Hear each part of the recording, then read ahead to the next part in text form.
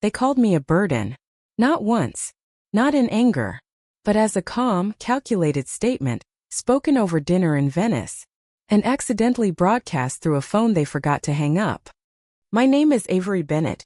I'm 31 years old, and the $1.2 million lakefront house my grandmother left me was never just a house. It was proof that someone, just one person, believed in my worth without conditions. So when I heard my father say, "She's always been a burden, but she's still easy to manipulate," I froze. Then I pressed record. What came next changed everything. For weeks, while they strolled through Rome and posted selfies by the Eiffel Tower, on my dime, I sold the house. Quietly, legally, and thoroughly. When they came home, luggage in hand and smiles rehearsed. Their keys didn't work. Their furniture was gone. And on the kitchen counter, a single note waited. Surprise. A burden did this. If you've ever had to smile through a betrayal that cut deeper than words. If someone once made you feel guilty just for having something of your own, then maybe this story is for you. Go ahead and like, subscribe, or drop a comment if you've ever been made to feel like a burden. You're not alone. And this space was made for voices like yours. But how did it get to that point? Why did I, someone who once cried if I forgot to text my mom goodnight, become the woman who sold her childhood home without telling her family? This isn't just a story about inheritance. It's about control. About the invisible lines between love and manipulation. And what happens when you finally draw a boundary no one expects you to hold. So stay with me, because what happens next is the part they never expected me to tell. Growing up, the Bennett household had one unspoken rule. Gratitude was never free. I learned that lesson the first time my mother handed me a birthday gift. A used sketchpad with half the pages missing. And said, "Don't expect this every year. You know we're not made of money." I was turning 7. My parents, Douglas and Lorraine Bennett, were both teachers, hardworking, overworked, and deeply bitter about the lives they didn't get to live. They taught in the same school district for over 2 decades, and somewhere along the way, they started believing that everyone else owed them something for that. My childhood was made up of tight budgets, tighter silences, and the constant reminder that every dollar spent on you is a dollar we can't save for retirement. But there was one person who didn't see me as a financial line item. Grandma Marion. She was my mother's mother. And everything about her was different. She was bold, direct, unshakably kind, and the first licensed female architect in her county back in the 70s. Her lakefront home in Shorehaven wasn't just beautiful. It was hers. She designed it from scratch after my grandfather died in a boating accident, and she often said the house gave her purpose when grief tried to swallow her whole. On weekends, while my parents argued over bills, Marion would pick me up in her navy blue station wagon and take me to the house on Lake Thorne. There I could breathe. She taught me the names of wildflowers in her garden. She let me pick paint colors for the guest room. She listened when I told her I wanted to study design, and never once asked how much it would cost her. One Sunday, as we sat on the back deck with tea and sketchbooks, she said, "Avery, you don't owe people your life just because they gave you theirs. Especially if they weaponize it later." At the time, I didn't fully understand what she meant. Now, it echoes every time someone tries to make me feel selfish for choosing peace. When I turned 18, Marion helped me apply for scholarships, quietly, without telling my parents. They thought higher education was for people who wanted to pretend they were better than everyone else. My father had never gone. My mother had dropped out. They wore it like a badge of bitter honor. Still, I got into college on my own. I worked 3 jobs, took night classes, and graduated with a degree in sustainable real estate and urban planning. At my graduation, Marion wore a bright coral dress and clapped loud enough for everyone to turn. My parents came late, complained about the parking, and left before the reception. But the shift didn't come until Marion passed away. It was sudden, a stroke in her sleep. She was 84 and still drove herself to church every Sunday. One morning she just didn't wake up. I was 25. Her funeral was tasteful, simple, and filled with people whose lives she'd quietly changed. One man stood up during the service and said, "Marion didn't just design buildings. She gave people space to believe in themselves again." I sobbed harder at that than I did at her casket. 3 weeks later, her will was read in a downtown office with green carpet and leather chairs that squeaked when you shifted. My parents sat stiffly on either side of me, pretending not to hold expectations. But I could feel the tension in my father's jaw. When the lawyer read the line, "The property at 82 Lakeshore Drive shall pass entirely to my granddaughter, Avery Bennett," my mother inhaled sharply. My father's lips thinned to a single line. They didn't speak the rest of the meeting. They didn't congratulate me. They didn't even ask questions. They just left. Later that night, I got a text from my mother. "Grandma always favored you. Don't let it go to your head." I should have known then. This wasn't going to be a peaceful inheritance. This was going to be war. The first time my parents called it the family home. I let it slide. We were in my kitchen, 3 weeks after I'd officially moved in. I had just replaced the cracked tile flooring with reclaimed oak. Something Marian had always wanted to do but never had the time. My father walked in, looked down, and said, "Nice upgrade. Good for the family home's value." I laughed awkwardly, assuming it was a slip of the tongue. But then he added, "You know, your mother's been thinking about redoing the upstairs bathroom. That pink tile is a nightmare." That bathroom? It was the one Marian designed herself, the last project she finished before her stroke. I'd just paid a restoration company $2,400 to clean and seal it properly, preserving the original grout. Still, I smiled and said nothing, because at that point I was still trying to keep the peace. But peace with my parents is never quiet. It's just the sound of me silencing myself. Soon, they started staying over. Then they started staying longer. Until one day they just never left. It started with a suitcase in the guest room. Then came the boxes labeled seasonal clothes, and the mysterious arrival of a La-Z-Boy recliner that appeared in the living room one afternoon while I was at work. "It's better for your dad's back," my mom said. "He can't sit on those mid-century chairs for long." I told myself it was temporary. They had sold their condo during the pandemic and were between places. But weeks became months. They contributed nothing to bills, groceries, or upkeep. But they did give me unsolicited advice on everything. From my dating life, he doesn't seem serious if he hasn't met us yet, to my career, how long can someone really sell houses for a living, to the way I decorated the living room, your color palette is a little cold. Feels like a museum. I tried to set boundaries. I brought up rent, only to be met with a stunned silence in the phrase that still haunts me. Family doesn't charge rent. But apparently, family also doesn't ask before inviting 6 church friends over for a backyard barbecue at a house they neither own nor maintain. I'd come home to find strangers drinking soda on my deck. Meat sizzling on the grill Marian bought when I was 12. No one asked me. No one thanked me. No one even acknowledged that maybe, just maybe, I should have had a say. Still, I held it in. I kept paying the property taxes. I repainted the shed. I paid for the plumber when the pipes froze in January. I even upgraded the HVAC system when my father said he was too old to be sweating through summer like a caveman. It was my money, but somehow our decisions. Until the day they started drawing up renovation plans. Actual blueprints. I found them spread out on the dining table. Sketches for a new sunroom, a mudroom, and converting the attic into a reading loft. None of these were my ideas, and none had been discussed with me.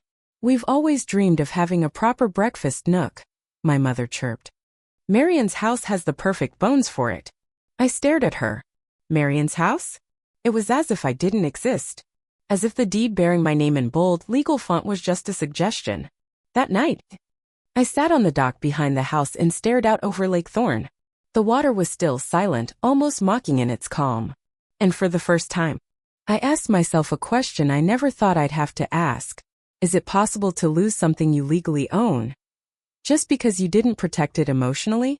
The answer came 3 days later. During Sunday dinner, my father set down his wine glass and said, casually, as if asking me to pass the salt, "Your mother and I are thinking of taking a trip to Europe this summer. Maybe 2 or 3 months. It's something we've put off for years." I smiled politely. "That's wonderful. You deserve a break." He nodded. "We were thinking of tapping into the home's equity to help with the cost." I blinked. "I'm sorry. The house has appreciated. Almost doubled in value since you inherited it." He said it like a man discussing stocks, not the home his mother once built with her own hands. "You mean my house," I said. He tilted his head. "Come on, Avery. Don't be selfish. It's the family home. And we've all sacrificed. My mother chimed in. You wouldn't even have this house if it weren't for us. We raised you. We introduced you to real estate. We let you live here without judgment. I almost laughed. But it wasn't funny. It was terrifying. Because at that moment I realized something vital. They didn't see me as their daughter. They saw me as an asset, a portfolio, an extension of the wealth they never had, but now believed they were entitled to. And just like that, the house no longer felt like home. It felt like a battlefield. I should have trusted my instincts the moment they asked for the equity loan. But when you're raised to second-guess your own feelings, you learn to ignore the red flags, especially when they come from people who once packed your lunch. A week after that dinner, my parents left for Europe. They called it the trip of a lifetime. Rome, Paris, Prague. They posted smiling photos in front of the Colosseum and captioned it, "Finally living for ourselves. Thanks to our daughter's generosity, sparkling heart." As if I were a sponsor. Not a person. I had agreed reluctantly to cover their flights and some accommodations. They'd insisted it would only be fair since I had the house. But I had no idea they'd be treating it like a luxury tour. Still, I tried to be civil, polite, obedient, even in adulthood. Then came the leak. It was the kitchen sink, the same one my father had installed last year. Water had started pooling beneath the cabinet. So I called him, thinking he might remember where the warranty paperwork was. The line clicked 3 times before he answered. Hello. His voice was distant, echoing slightly. Hey, Dad. Quick question, do you remember where you put the faucet warranty? The sink's leaking. A pause. Sigh. Check the filing cabinet. Denver. Second drawer under kitchen. Can this wait? We've got dinner reservations. I swallowed hard. It's starting to damage the wood. Just wanted to know if the repair's covered. Fine. Fine. We're heading to the Eiffel Tower place tonight. Talk later. Okay. Thanks. Then silence. But no click. I was about to hang up when I heard his voice again, fainter, as if the phone had been set on a table. Who was that? My mother's voice. Avery. Complaining about something in the house again. I froze. What now? Something about the sink. She's so dramatic about everything. Honestly, I still don't understand why your mother gave her that house. My throat closed. It should have gone to us, my mother continued. She barely uses the space. She's always working. Exactly, my dad said. And we're the ones who need it. Retirement's coming. And then, the sentence that split me in two. She's always been a burden, my father said. From the moment she was born. We gave up everything.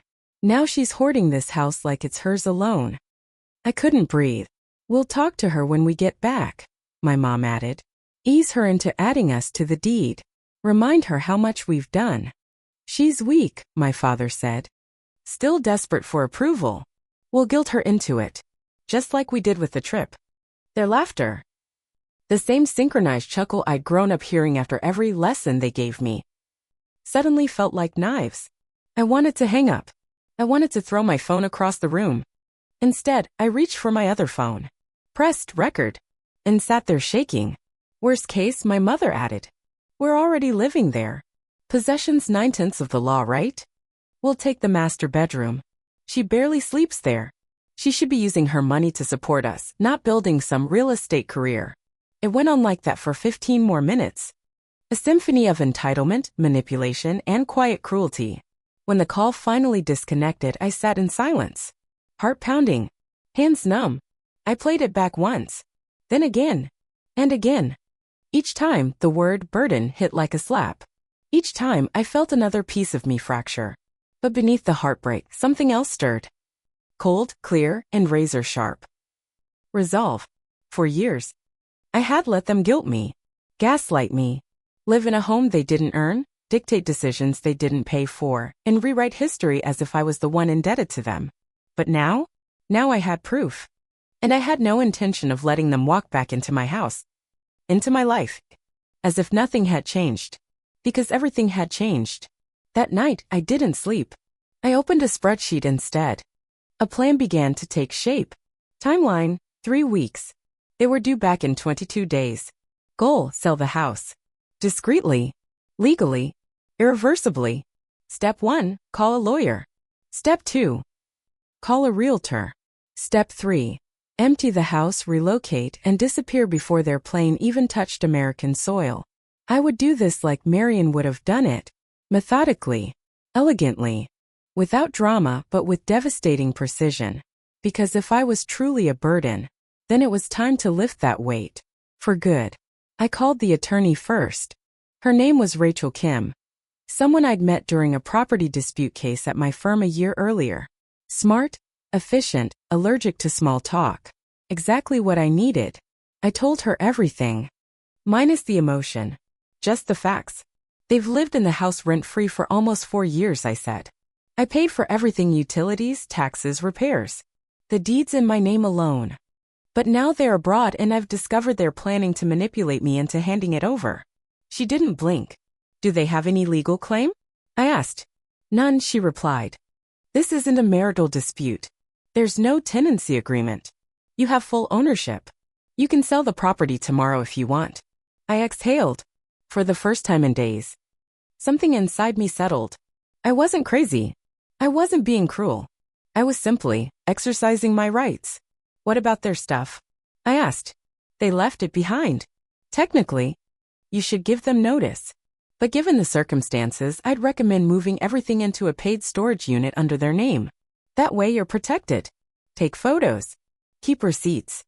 It was clinical, calculated. Exactly what I needed. Next, I called the realtor. His name was Elijah Brooks, top seller at our Seattle office, known for quick-turn private listings.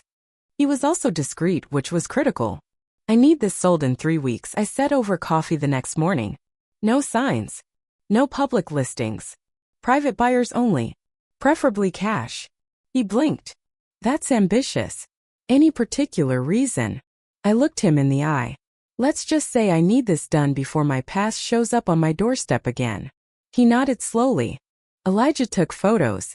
I removed anything personal. Family portraits went into boxes. So did Marion's dishes, her favorite blue vase, the throw blanket we used to sit under on rainy afternoons. I labeled everything carefully. My belongings. Their belongings. Undecided. I wasn't petty.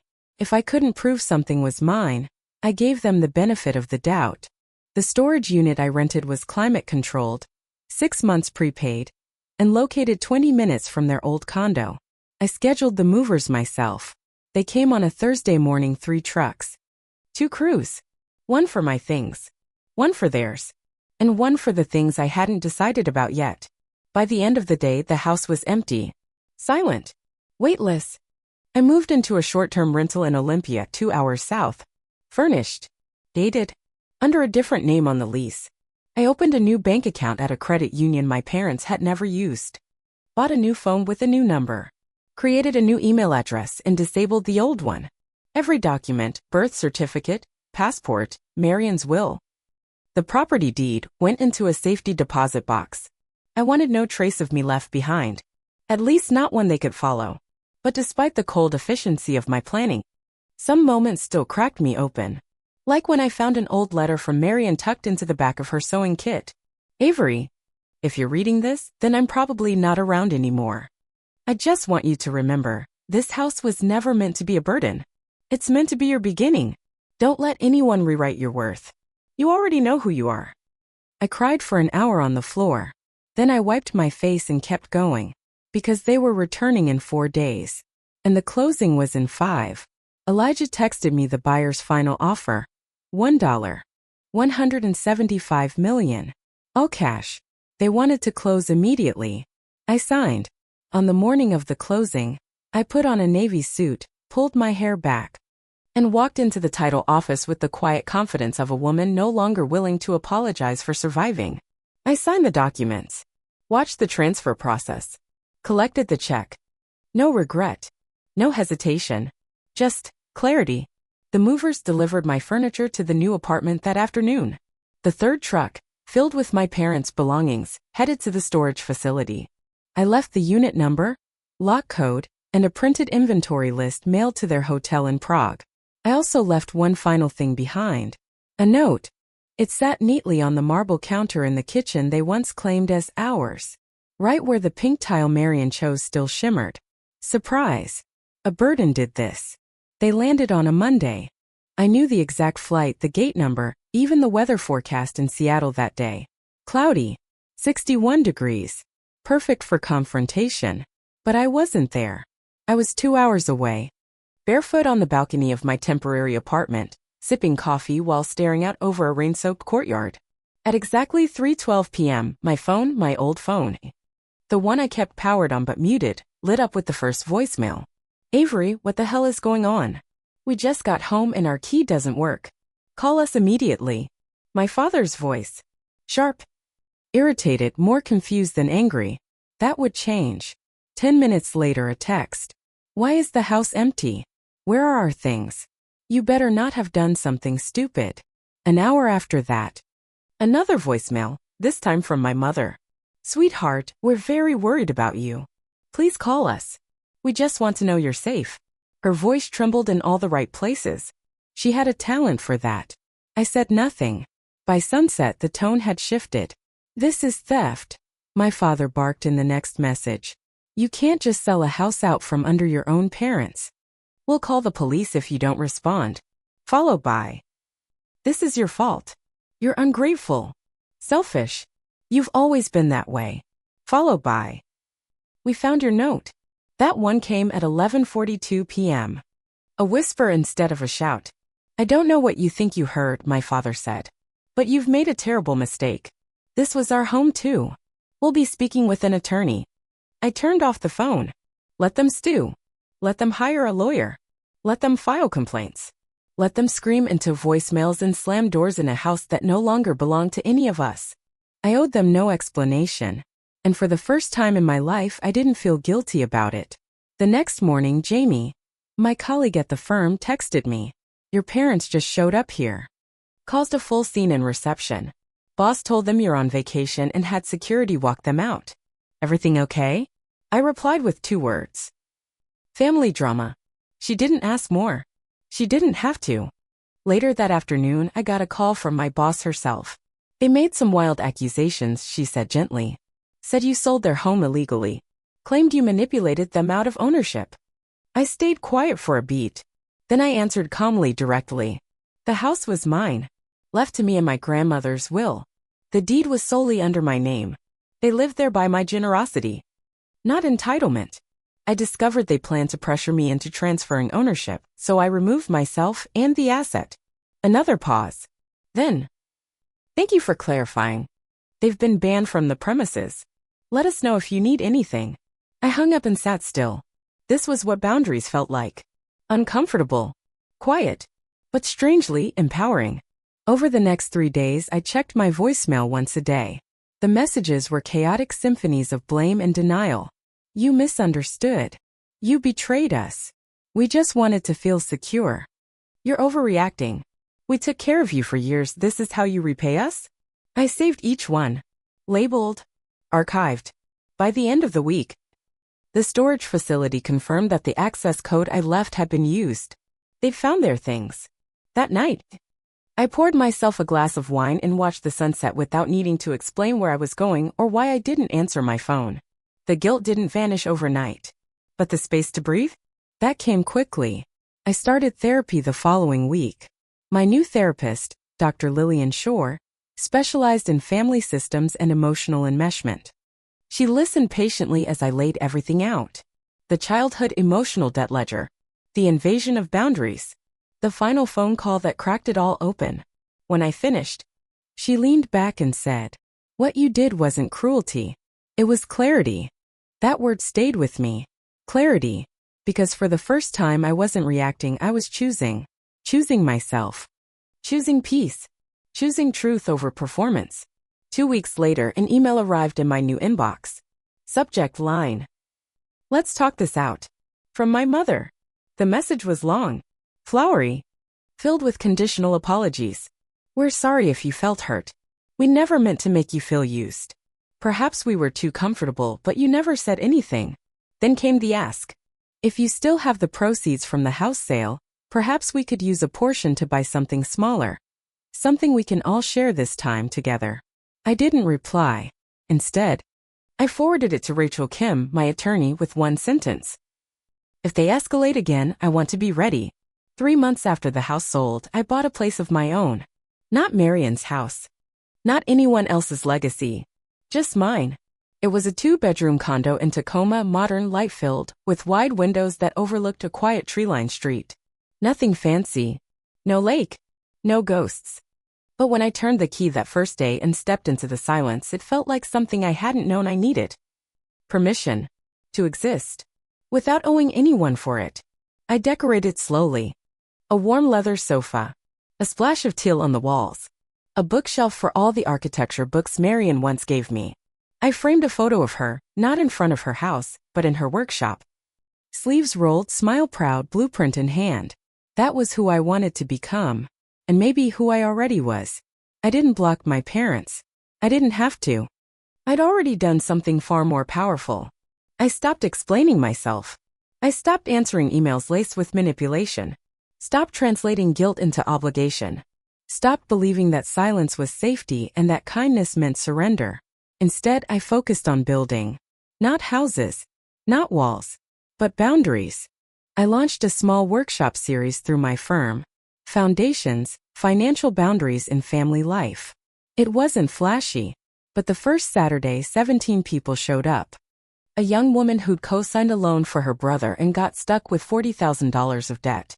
A retired nurse whose adult son drained her savings with temporary requests. A man who whispered, "My mom still uses my credit card and says I owe her for raising me." We talked about legal protection, emotional resilience, and the difference between love and leverage. I didn't give them solutions. I gave them language. And in return, they gave me something I hadn't expected. Relief. Community. Validation. You're the first person who's ever said this out loud. One woman told me, that family can love you and still use you. Yes, they can. And they often do it with a smile. 6 months in. A local podcast invited me on to talk about financial abuse inside families. The episode went viral. Within days, my inbox filled with stories from strangers. People thanking me for putting words to the thing they thought only they had felt. That's when I realized. This wasn't just my story. It was thousands. And it had never really been about the house. It was about identity, autonomy, daring to claim space without apology. On the 1-year anniversary of selling Marion's home, I took the day off. Drove out to Shore Haven. Stopped by the bakery she used to love, got her favorite lemon tart. Then walked to the cemetery and sat beside her headstone with a folded blanket and a cup of tea. "I did it, Grandma," I whispered. "I built a life with no strings attached." The wind moved through the trees. Somewhere nearby, someone was laughing. Life carried on. And so did I. That night, as I sat on my balcony under soft string lights, my friend Talia texted. "Group dinner Friday. Bring that amazing wine you hoarded during house selling phase. We're celebrating you finally resting." I smiled. Not because of the wine. Not even because of the people. But because for once, rest didn't feel like something I had to earn. Just was. For years I thought love meant sacrifice. That family meant absorbing pain silently. That being a good daughter meant handing over my peace so someone else could feel secure. But I don't believe that anymore. And if you're still reading, still watching, still feeling this, maybe it's time to ask yourself, whose version of love have you been living? And what would happen if you rewrote the script? I don't have all the answers. But here's what I know. You are not a burden. You are not a bank. You are not a thankless safety net. You are allowed to want peace. To set limits. To walk away quietly without explanation. And sometimes the most powerful thing you can do is nothing. No reply. No response. No defense. Just a locked door. And a note on the counter that says, "Surprise. A burden did this." Have you ever had to protect your peace from the people who were supposed to love you the most? Share your story in the comments. Your voice matters, especially here. And if this story gave you even one moment of clarity, don't forget to like, subscribe, and share it with someone who still needs permission to walk away. You're not alone. Not anymore.